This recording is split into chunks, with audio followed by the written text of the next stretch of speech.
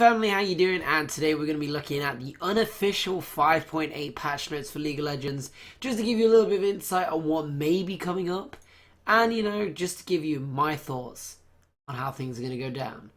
So, first things off, we're going to start off with this lovely little website called lolarcanagaming.com. I'll leave the link in the description so that you can keep up to tabs with the patch notes that will be coming out for League of Legends. So this is the unofficial 5.18, sorry. Most of the stuff they will get correct, but it is from the PBE, so things can be updated as they make changes. So if they make a change and then they don't like it, it can be changed again. So these are not official until they do go live. Most things will stay the same, but the page does get updated as like changes are made. So if I show you, like, Evelyn had a ravage damage reduced, but then they ended up getting rid of that because they thought it was too much of a nerf. And Lulu's had some changes, but then they changed it back by just removing the changes or completely changing how they wanted it to work. So first off, we're going to have a look at some of the skins that are going to be released. So we're going to have Champion Callista for 975 RP. It's pretty damn good. If you want to watch the video to see what that looks like, they are all on the site. So we've got Champion Callista coming out. Ironside Malphite. It was in but then removed, so it might not be coming next patch, but it does mean you could see it soon. Keep your eyes out for the Malphite skin. And also, Azir has had an ultimate indicator display change, so that's a little bit more, useful for the users of Azir, although he was nerfed. So you're not going to see him that much in play because his Conquering Sands was nerfed, so that you can only get hit by it once, basically. On the other notes, we've got the Champion Ward skins coming out for 640 RP. It looks pretty damn awesome, and there's a lot of championship stuff coming up because of the recent tournaments and stuff. So we've got the Champion Ward, the championship skin, and we've also got some icons and emblems that can be used in game. They're going to pop up over your head like masteries. So, I mean, the emblems, they're okay. It's just like another thing to flash around. It's not going to have any impact on the game, to say. Just like icons, it's just another one of those pizzazz things. You can get it if you want it, but you don't have to. There's banners are coming out soon. Banners for the 16 teams have been integrated as well. Banners are like, well, you'll see. Don't worry. We'll get pictures for it. Or, I don't know. Yeah, it's just easier if I give you a visual rather than try and explain it myself. Okay, so miscellaneous, the ground texture in mid lane has been added, so that I don't know if you could see it from here, but maybe if you go on the website, yeah, I mean, you would have to be pretty blind not to see it. But there's going to be the Championship Cup placed in mid lane, a little bit of a textural graphical update, which I think was pretty damn cool. And now to the good stuff, the balance changes. We spoke about Azir's ult indication been changed. Nothing really. There's nothing really. It's just, helps you visualize what the ult is actually going to do. So most players don't know that it starts behind you and shoots forward, just that tiny bit. Other than that, it's a little bit more helpful for some of the beginner players of Azir. Other than that, everyone that's already played Azir loads and got used to his ult, they're going to see no difference at all. Braum has had his mana cost increased on Q, so, it's going to be a little bit less harass in lane. I don't think it's going to be that much of a difference. It's only 10 mana here and there. So he may, miss 1 Q in lane due to mana loss. Like, he loses 1 Q every game, basically, in laning phase. That's about it. It could make a big difference, but it seems okay to me. You only lose 10 mana, and if you don't max it, you basically only lose 5 mana. So, and then no mana to level 3, level 4, Braum. So, I mean, if you don't max Q, then you're fine. It's the same mana cost, kind of. Kaylin had her Yordle Snap Trap, had some changes. The mana cost has been reduced by 20. That's pretty damn, that's a lot. especially with the cooldown reduction as well. It's 4 seconds at level 1, 3 seconds, and then at level rank 5, it is the same cooldown. But early game, you know, you're going to have 4 seconds. Every 5th trap, you're going to get an extra trap, basically. And each trap is costing 20 less. So that extra trap is free. Free. Like, free. Yeah. So you don't get punished too much for starting level 1 Caitlyn trap. You know, putting them in the bush before, like, the other lane gets there. So that you could stop people like Vel'Kar's and the other annoying bush pokers. Lulu, she's pretty annoying as well. All those bush pokers that like to camp in the bushes. You can start level 1 trap now. It's pretty legit. I would say it's not going to put you too far behind than starting Q. Q's still going to cost shitloads of mana. So starting trap and getting them in the bushes kind of gives you a bit more control, and you're not going to lose out on your pressure. Darius, well, decimate his Q. The HP gain for each champion has been nerfed by 3%, and the heal now can only be triggered. It can now be triggered on 3 champions instead of 2. So, what does this mean? In laning phase, he's been nerfed, but in team fights and late game, he's been buffed. Why do I say this? Okay, in lane, you're only going to be going against one person. So the buff to how many it can be triggered on is not going to be a factor. You're never going to be in top lane. Even if you get ganked, that's 2 people. Like, the heal now triggered on 3 champions isn't going to make a difference whatsoever to your lane. Unless you're getting ganked by jungle and mid. But that's like them... Like, that's you taking up a lot of time for them to do that. So, you know, in laning phase, you got nerfed by 3% of your healing. In team fights, you got buffed. Quite a lot of healing. Okay, 15 times 2 is 30. 12 times 3, 36. You get a 6% healing buff. Pretty damn good. Pretty damn good. But as I said, you know, you're gaining 6% in team fights to lose 3% for the rest of the game. And you've had the mana cost increased. It used to cost 0 and then 30. Now it's costing 30 and then 50 at rank. So you're not going to be able to spam Q as well. Just leave it rank 1 and spam it for healing. Not that most people do that anyway. They mostly max Q first. But, you know, Elise, her spider form, her ultimate. The spiderlings now have their damage reduced. But it's fine because it's only on rank 2 and 3. You'll still have your early game potential as Elise. And your AoE damage reduction for spiderlings has been increased to 25% from 20.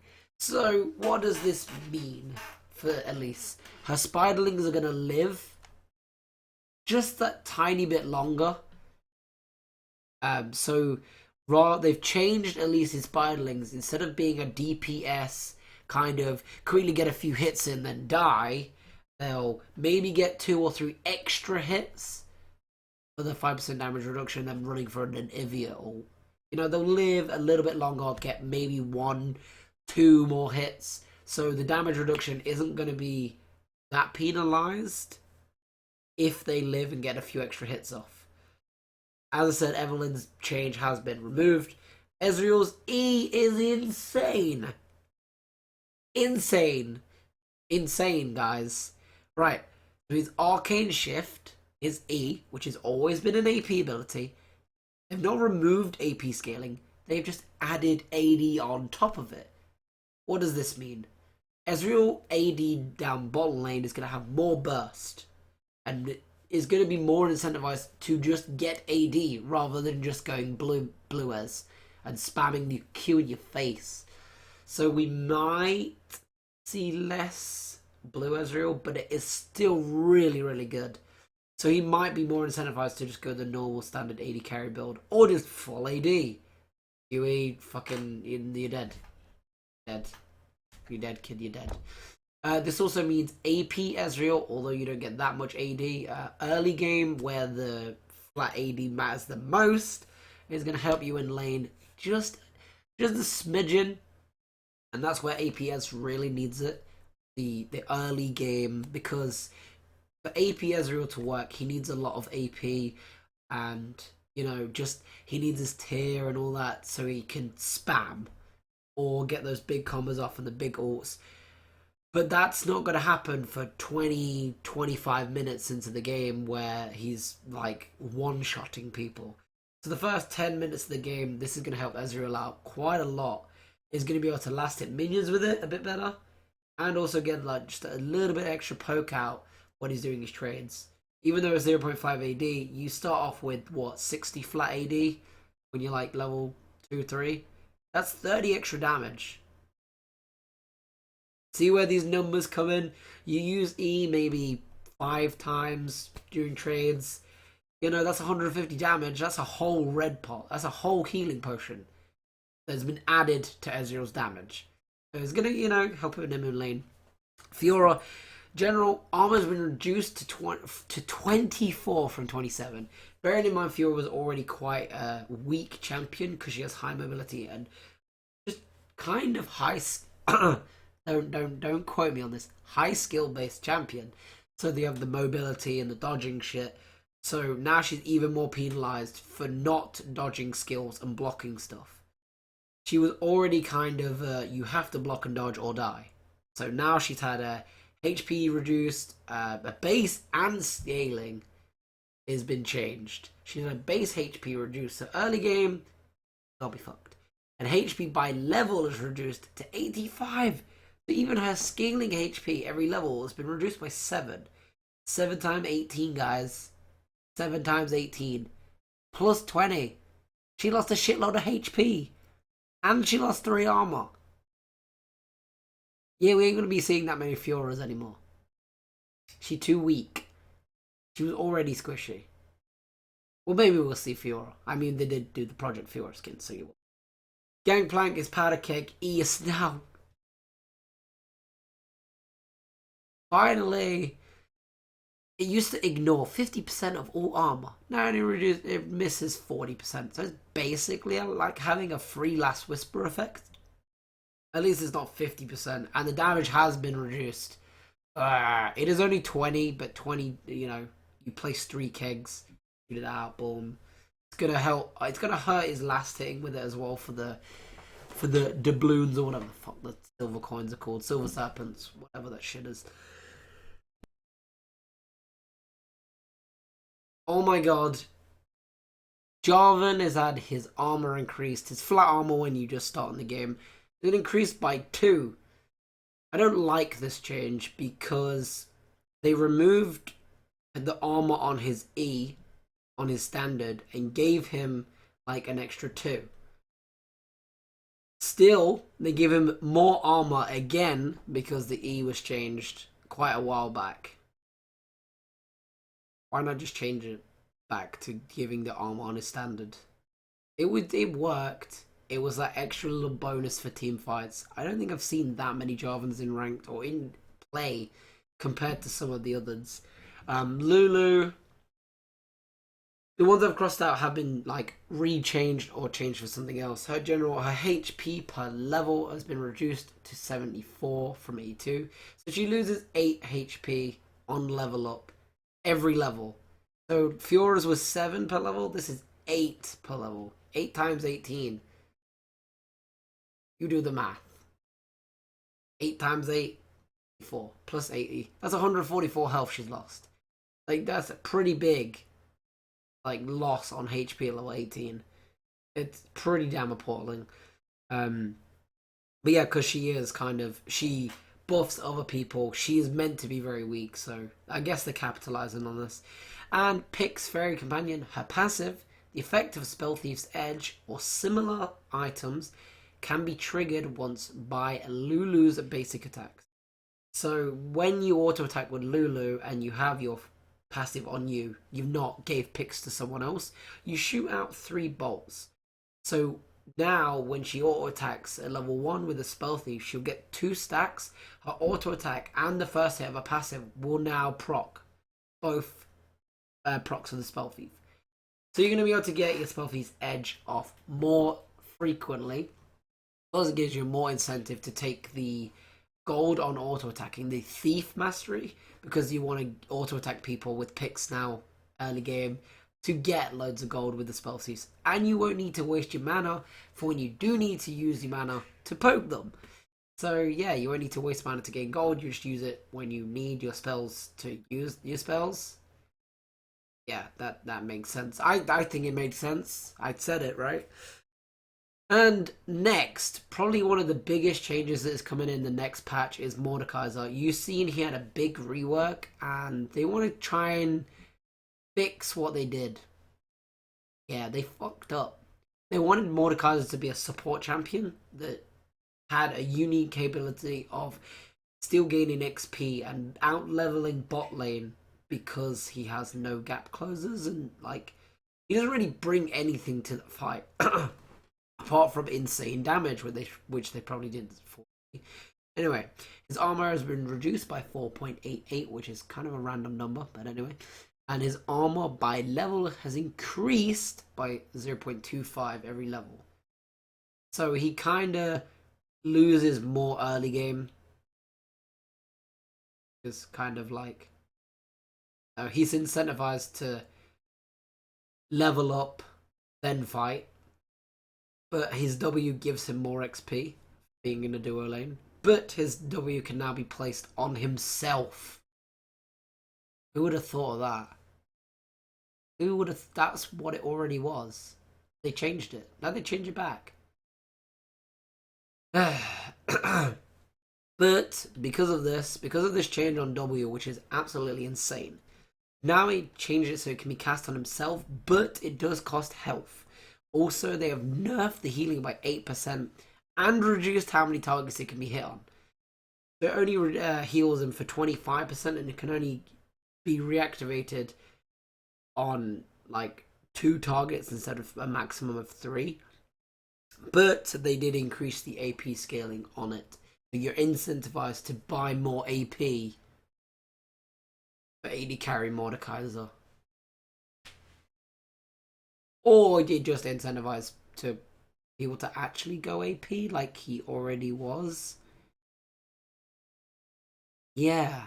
But they increased the flat damage and the AP scaling on it. So you're going to see his W is going to be used more aggressively rather than defensively to heal and give speed boost. It's not going to be an engage ability.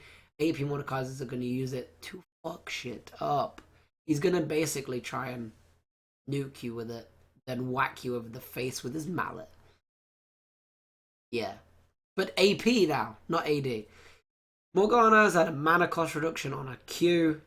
It doesn't really make any difference early game, but it does make an insane difference late game.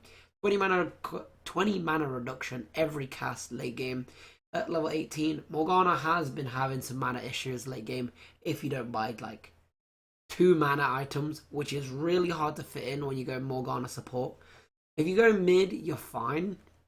You can take a Morello or an Athene's quite easily early, and then you can build a tier or Archangels for insane damage and mana cap. But if you are playing Morgana support, this is going to help insanely because you kind of fill your inventory with support items and don't get that mana regen other than from your masteries. What you get a Zonya, you get spell thieves, maybe get a warding item, maybe you're a support. You might buy wards. And then you're going to want stuff like Banner of Command, maybe, to help top lane push as you go for Drake. Or you're going to need Crucible. Like, there's loads of items that are situational, which are going to be better picks than buying an Athene's or a Morellonomicon. Mana regen. So, support Morgana has been buffed. Mid lane, not so much. Skarner has fractured. E has said it's slow reduced. Finally, Skarner's got a nerf. Syndra, not so much. Her mana by level has been increased by 13. 13. That's a lot. Like a lot, guys. It's a lot. 13. Yeah, big numbers. So yeah, Syndra's had a mana pull buff. Not going to really do anything to the champion. After buying an Athene's or a good mana, like cooldown reduction item, and having a blue buff all game, she can spam and not have too much mana issues unless you are being crazy with your keyboard. Like, I mean, and just ulting every time it's off cooldown and just using your abilities for no reason now. Like, okay, moving on to Twitch, his ambush Q. Time to be stealthed after having received damage reduced to 4.5 from 6 seconds. So, yeah, 1.5 seconds less. You may get some more of those clutch invises now rather than be like, fuck's sake, invis. Fuck's sake, please, just go invisible. Fuck, please. Can they smell me or something? Well, yeah, that's all it's gonna really do. It's more of a mechanic for when you're running away and trying to escape. Vhagar's had his Baleful Strike assist now also give the AP bonus. Pretty damn good. His Dark Matter W, the animation is now starting at the beginning of the cast instead of the end. So, support Vhagar, guys. Support Vhagar. Fuck. Other than that, item changes. Stoke's Gauge just had a tooltip change just so it gives new players that are looking at the item for the first time, or you just want to know how much damage you have on it. A little bit of a finer tooltip so you know exactly how much damage you need to take before it activates. Zeke's Harbinger has been nerfed by 5 armor, so it may be a bit more situational now. If they have a lot of armor champions you need to buy armor for, Zeke's Harbinger might not be bought. It is still pretty strong. I don't see that making a huge difference, but it might be enough of a change for someone to buy Arandowins on support instead. Maybe. It depends how ahead you are. Because Zeke's Harbinger was kind of a win more item when you lane more. If you support bought it, then you'd basically just kill them faster. If you couldn't kill them and you were dying too quickly, losing 5 extra armor, you're already gonna die, so yeah.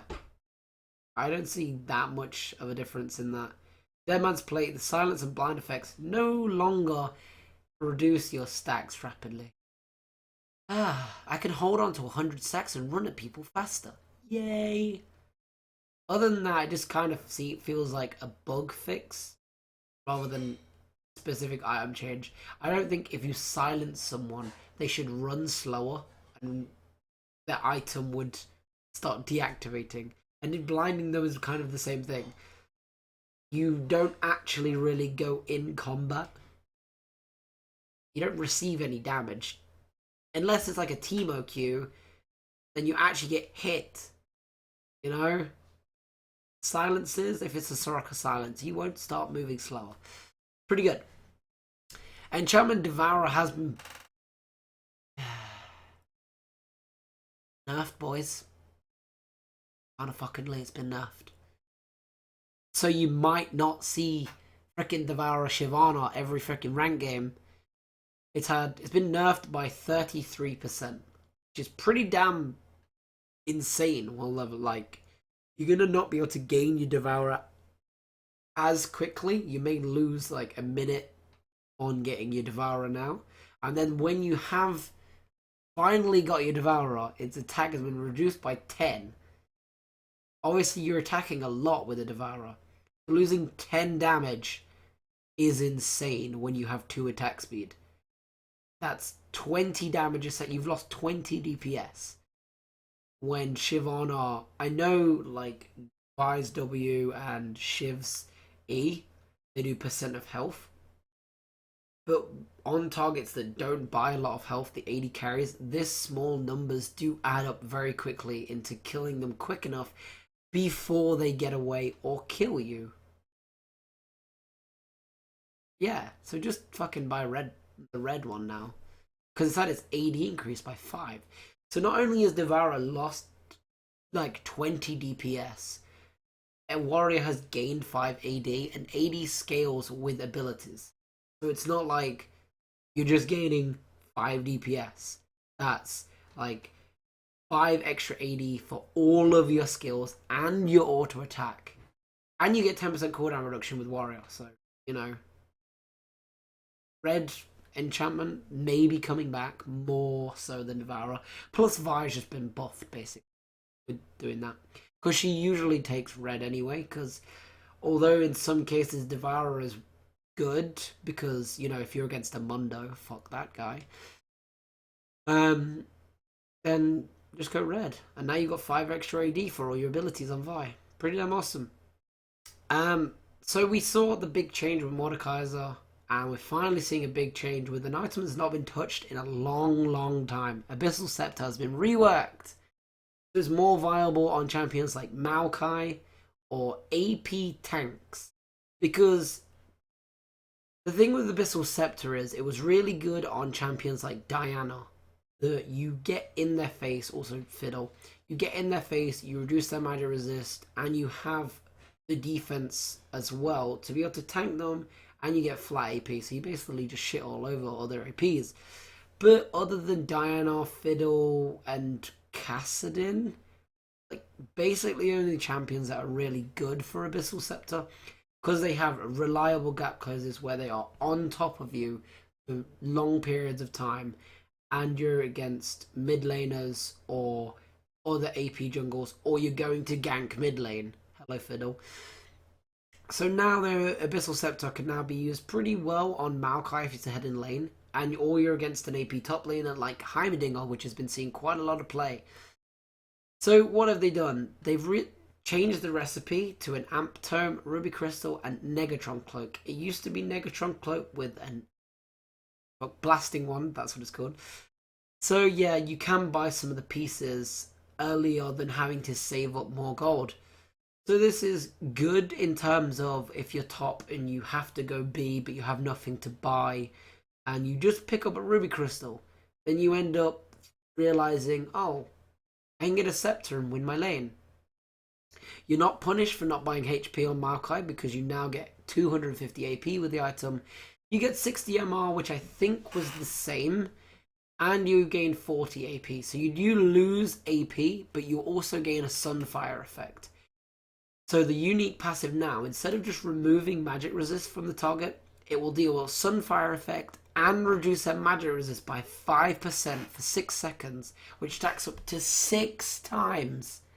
So instead of going for a flat MR reduction, and now it removes 30% of everyone's MR. GG Rito, thanks for making Maokai more fun. If you have any questions or, you know, any thoughts about things I've been over in today's video, leave them down in the comment section. Send me a tweet. Love you guys. Thanks for watching. Hope you liked, subscribe maybe, or even check out my Twitch. See you again, guys. Solix out.